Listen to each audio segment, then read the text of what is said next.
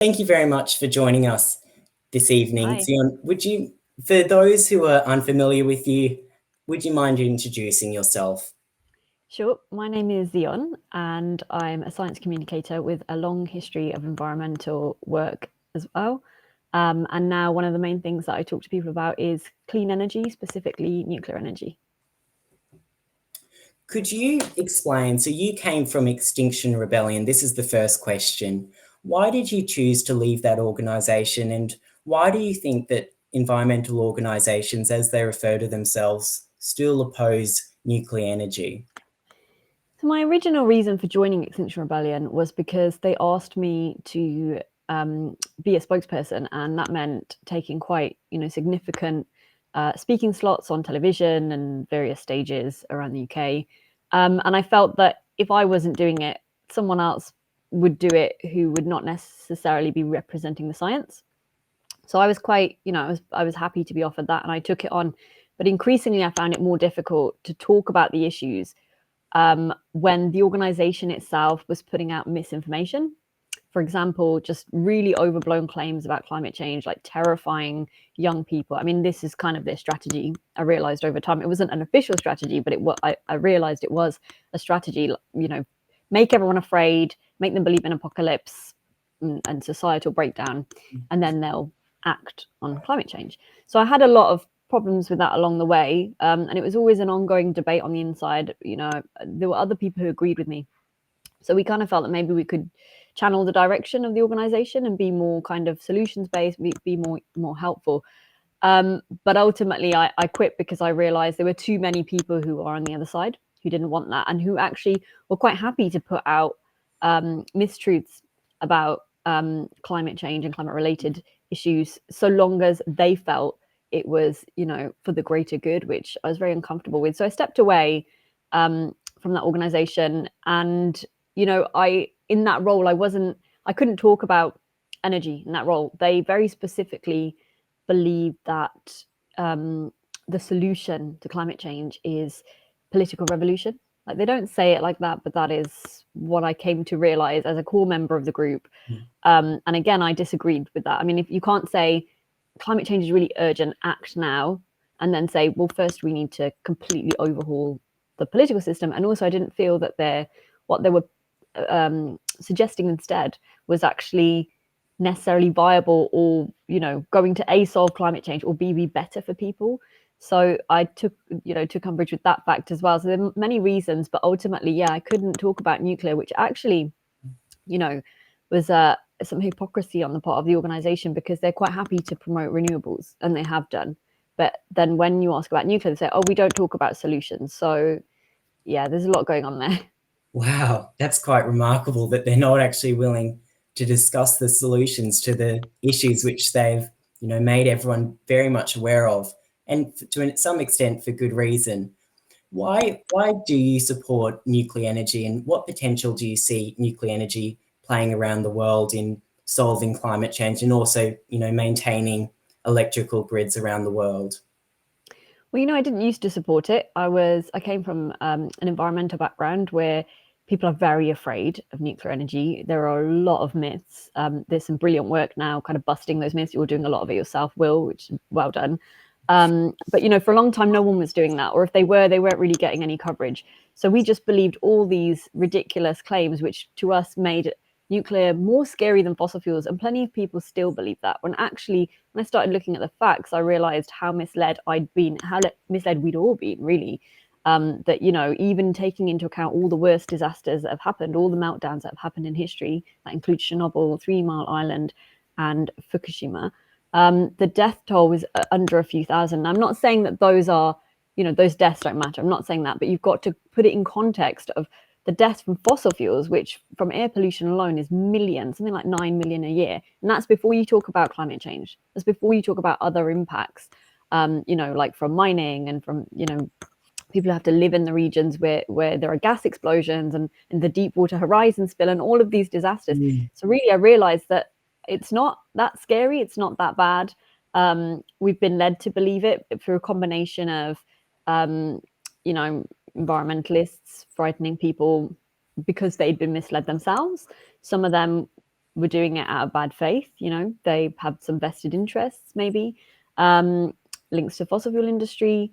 And yeah, if you're actually just honest about it, fossil fuels are the biggest, problem. If you think, I think future generations will look back and think, really, they burned coal for that long when they knew it causes cancers and respiratory issues, and it gives kids asthma and, air pollution, massive, massive, scary thing that we're all subject to more than, it's an invisible killer that we live with every day. You think about radiation, people fear it because they think it's an invisible killer, but actually we live with low levels of radiation every day, but it's highly, highly unlikely that you and I will ever be exposed to a large amount. Whereas it's quite likely that we'll be exposed to a large amount of air pollution if we go to any, highly air polluted region in the world, or if there's something like a wildfire locally, or, it's much more of a risk to us, and we don't have that same fear. And I think that's where kind of the environmental movement went wrong, is we should have focused on that. And, I think future generations would think all those unnecessary deaths could have been prevented if we'd switched to nuclear, 3 decades ago, 4 decades ago. Yeah, so all of these things over time changed my mind. And the more I looked into it, the more I learned about things like energy density. Again, Will's done brilliant explainers on this already. The more I became convinced, because there's also many other reasons that it's really good. For example, a small land footprint, good jobs for people. There's such a long list that you when you realize, you kind of think, wow, we really were fooled and tricked out of having this amazing kind of gift for humanity through misinformation, essentially. Yeah. And the one thing I would say to everyone who's watching is definitely to follow Xion's Substack.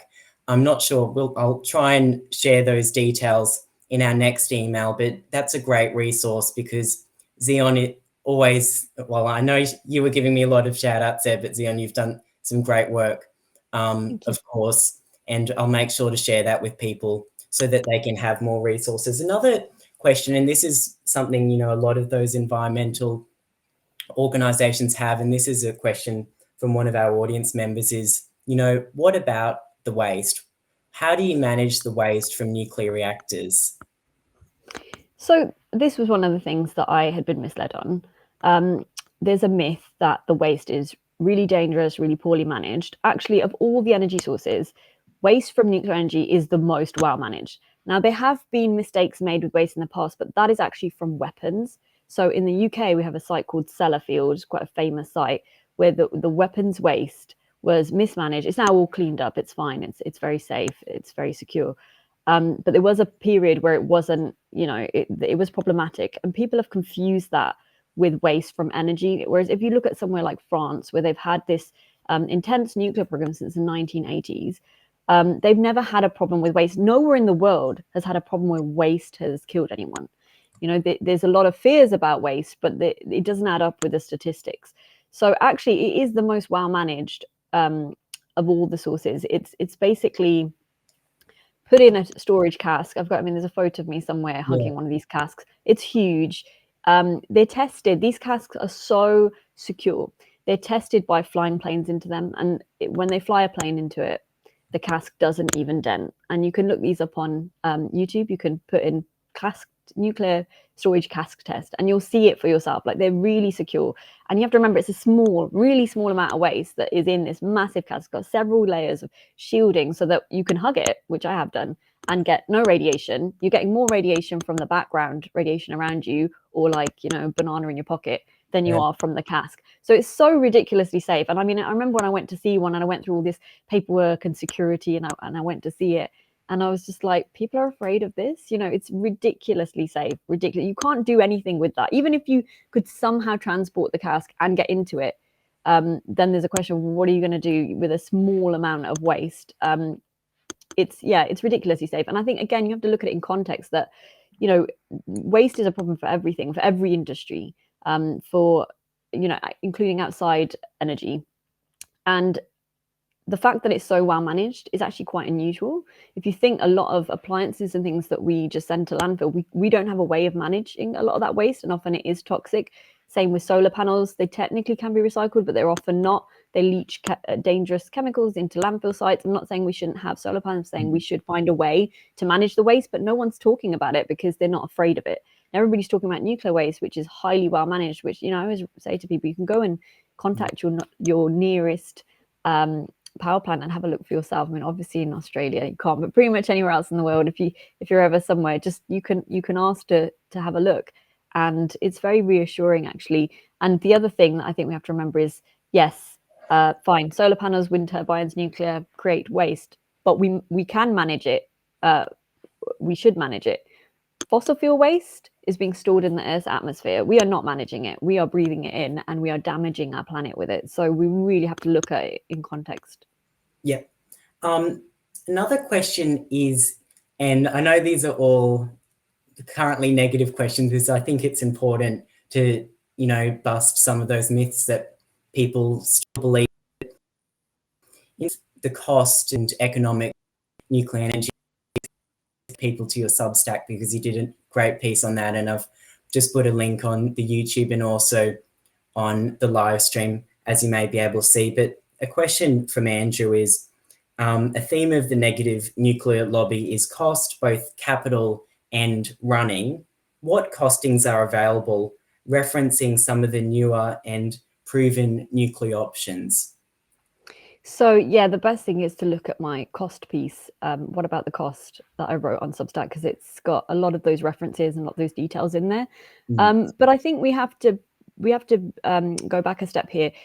Regular nuclear is not expensive. So there's this myth that SMRs and advanced nuclear will be cheaper, and yeah, it will be. It can be very cheap depending on how it's deployed. But regular nuclear is also cheap. This is a myth that we've been told that it's super expensive.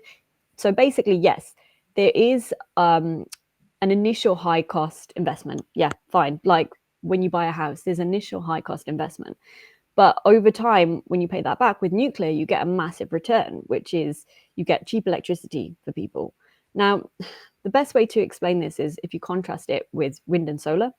If you have wind and solar power, you're paying for the turbines and the solar panels. So people say those are really cheap compared to a power plant, but that's not a fair comparison.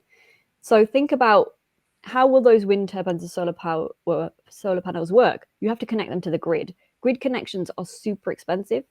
Nuclear can use the existing grid, which is why it's quite an easy transition from coal to nuclear. You have to set up fresh transmission lines. And I think actually you're having this debate in Australia at the moment where they're looking at cost, and it is very, very expensive for something that will be intermittent. Now, again, you're putting a lot of money, billions, into storage. So nobody counts that cost. Nuclear doesn't need that cost, right? It's all factored into your upfront cost. But with wind and solar, you have to add the storage capacity. That's lots of money for a few hours of storage, essentially. So it's still intermittent. Now that's, people take that very personally, say it's very negative. That is just a fact. There is a way around it. You have something base load to back it up when it's not windy or it's not sunny.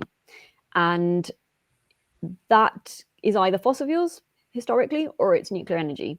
So realistically, what will end up happening is what Germany has done is, in order to have so many wind turbines and solar panels, they constantly keep coal on the back burner. They constantly keep gas. So they're paying for that. They are paying for that to exist, so that any day they can fire it up so that the hospitals don't fail and you don't have blackouts. That is a fact.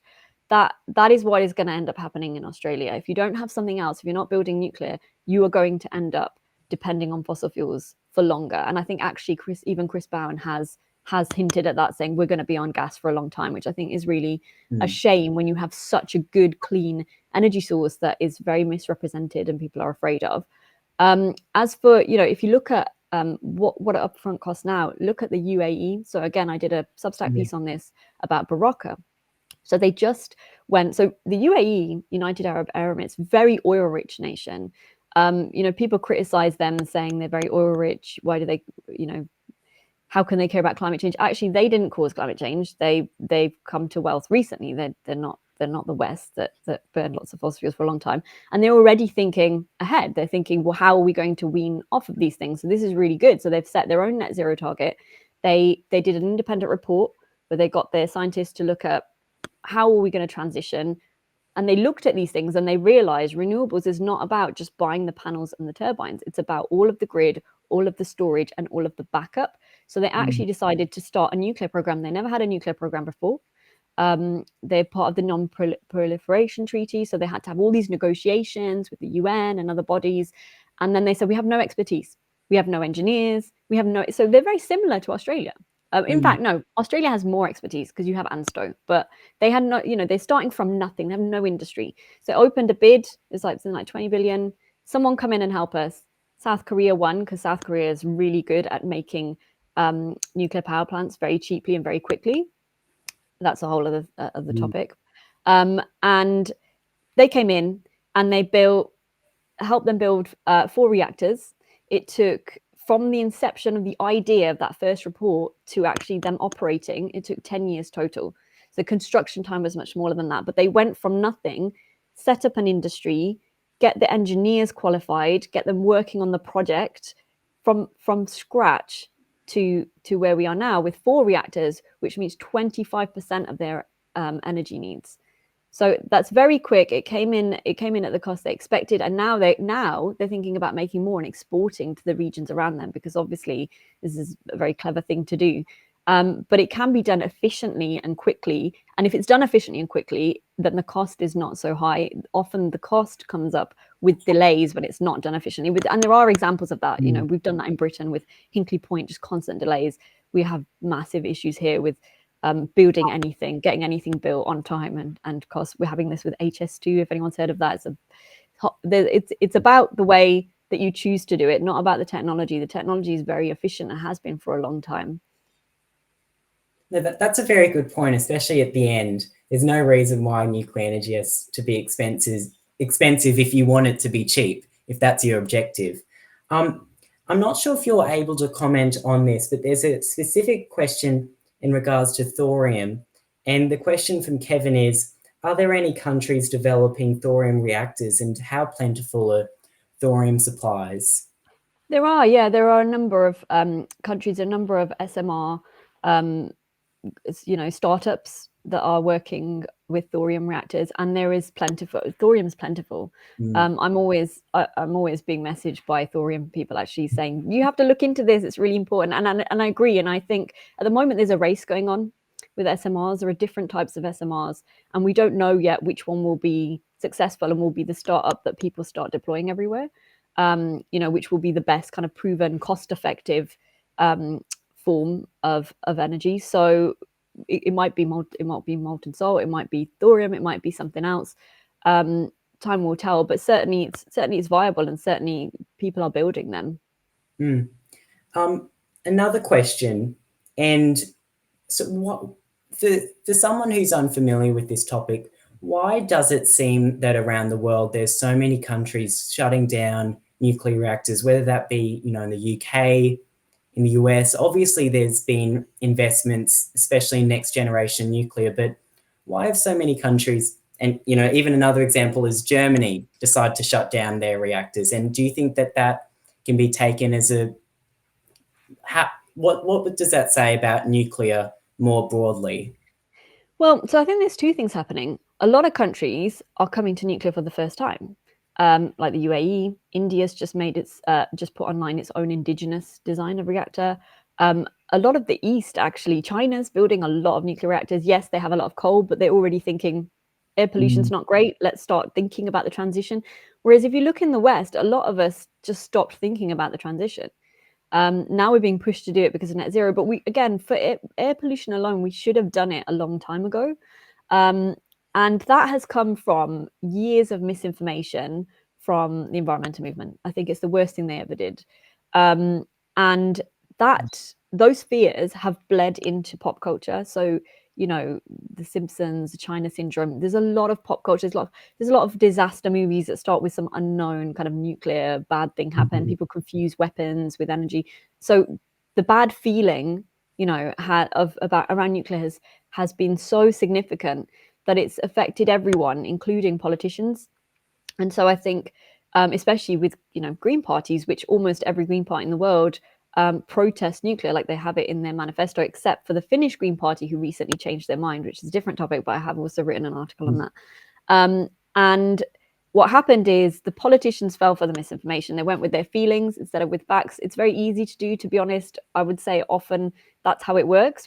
People do naturally go with feelings over facts, and that those facts weren't readily available. So people like me, who's quite rational and logical, didn't really have access to that information until I started looking into it myself and created some of those opportunities. And now there are lots of people like Will having those conversations. And now a lot of those politicians are starting to rethink. But it's a big thing to change your mind, especially, you know, when you're in that position of power, and to say, actually, I was wrong. And Germany was wrong. There's no doubt that Germany was wrong. They made the decision in 2011 to phase out their entire nuclear fleet. And that was, you know, because what? Okay, a tsunami hit a nuclear power plant, Fukushima Daiichi power plant in Japan. Okay, I understand that that's scary, but no one died because of the Fukushima meltdown. There was a lot of panic about it. There were a lot of people who panicked, and in the process of panicking and like getting in cars and getting into accidents, they did die because they were so afraid. So that's, you know, real great irony there. No one was harmed because of the power plant. People were harmed because of the tsunami. You know, that's very sad. But Germany is not going to experience a tsunami. You know, geographically, it doesn't experience these conditions. So it really is a very kind of, you know, fear, emotion-led decision that the politicians made. We'll phase them out. We'll put loads of money. We'll put billions and billions into renewables. That's going to work for us. And it hasn't worked for them, as you've probably seen what happened in Lutzeroth, where they cleared an entire village to mine for coal, and they're using lignite coal, which is the dirtiest coal, because it's backfired so exponentially. They have nothing to replace that nuclear generation that they've shut down. They have no base load. The renewables, even with storage, cannot supply the same amount of energy. So they've fallen back on coal. So their emissions are sky high now. This is an example of one not to do, you know, frankly. And it is just a fear-based response based on believing misinformation, which is bad. It's good and it's bad. It's bad, obviously, because it's had real life repercussions. The renowned climate scientist James Hansen, he crunched the numbers on the number of deaths from the shutdown of nuclear power plants post Fukushima in Germany and Japan, and he said thousands of people died a month from air pollution alone because they shut down the nuclear and it always was replaced with coal.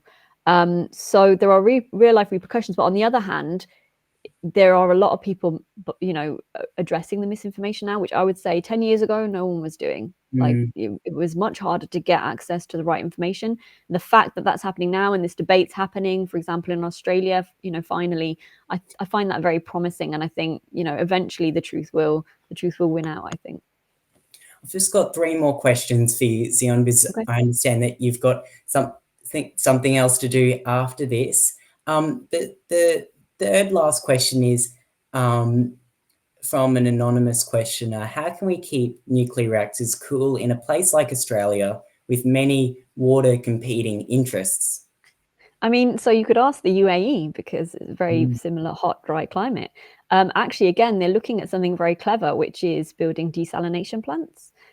This is really interesting. It's worth looking into if you don't know a lot about it. Basically, it is an energy intensive way of creating drinking water.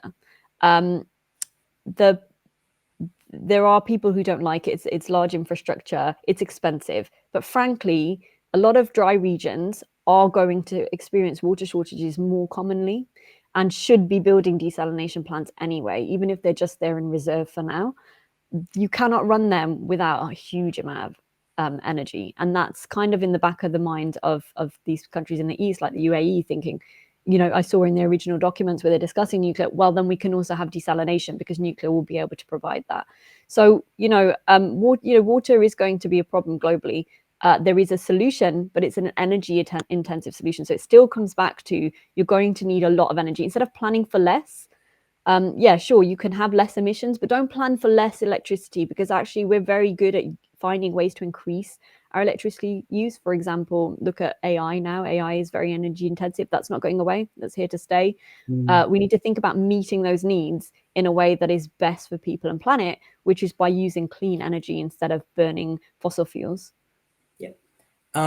How can pro-nuclear advocates move the needle in Australia? In particular, how could the Australian Labor Party be moved? I think just having the discussions is really important. If you have a local Labour representative, get in touch with them, have a conversation about it. They won't change their mind straight away.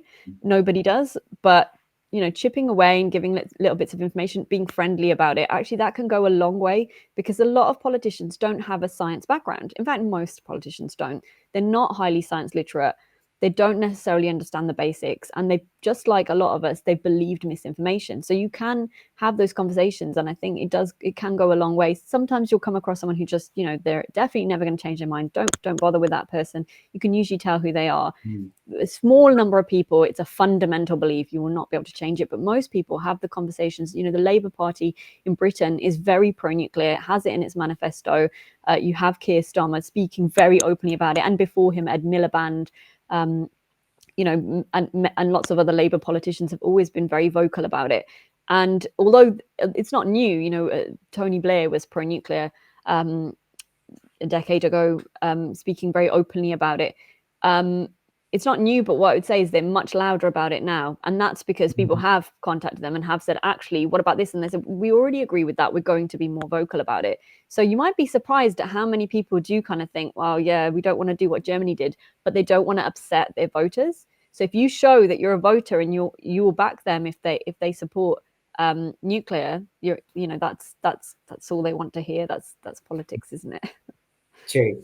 And the last question, and I'm going to be a bit sneaky and try and fit two questions into one, but give us a really short elevator pitch for why Australia should lift the ban on nuclear energy. And are you optimistic that Australian politicians will lift the ban? Australia, in my mind, is a nuclear nation already. You have ANSTO, you have AUKUS now, you're developing the expertise, you have an incredible research reactor, you have a lot of coal-fired power stations that you're quite rightly wanting to transition away from. There is a DOE, Department of Energy report from America, where they looked at doing this there, and they found that the transition from coal there to nuclear would be so easy and efficient, especially for bringing along workers, not leaving them behind, just basic retraining for them. So you get to keep jobs, you get to transition to a clean energy source. And also, Australia specifically, you have a lot of uranium. You have this at home. You're selling this to other countries so that they can have energy dense, reliable electricity. To me, you're just such a small step away. If the UAE can do it, going from nothing, you're not starting at nothing. I think actually, if that decision's made, you could probably decarbonize as quickly as France did in the 1980s. About a decade, completely decarbonized, and then exporting electricity to all the regions around it. That's France. I am hopeful that it will be lifted, whether it's now or in several years. Obviously, we all want it to be now. But if it is lifted, you could very quickly do something similar to what the UAE has done. And, you could be a world leader, I think, in nuclear energy if you really wanted to be.